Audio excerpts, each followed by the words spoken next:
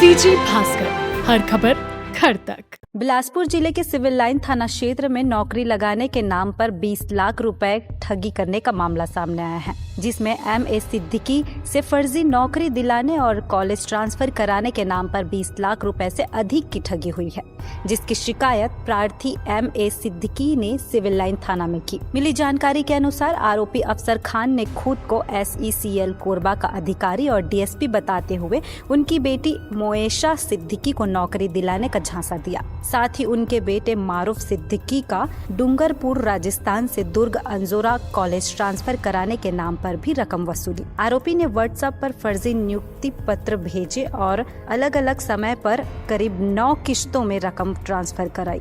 रकम आरोपी की बहन फहमीदा खान के नाम पर संचालित SBI खाते व UPI नंबर के जरिए ली गई थी। इस मामले में पुलिस ने आरोपी अफसर खान के खिलाफ धोखाधड़ी का मामला दर्ज कर उसे गिरफ्तार कर जेल भेज दिया है।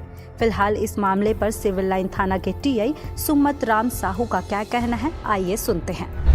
जी हाँ, प्रार्थी ने एक अफसर खान जो सरकंडा का है, उसके द्वारा प्रलोभन दिया गया कि उसकी बेटी, प्रार्थी की जो बेटी है, उसका SECL में नौकरी लगाना है। इस पर से प्रार्थी द्वारा अनेक किस्तों में करीब 20 लाख पैसा दिया था और उन्होंने एक फर्जी नियुक्ति पत्र भी भेजा था, जिसमें धोखाधड़ी का मामला एवं कूट रचना के तहत मामला दर्ज किया गया है।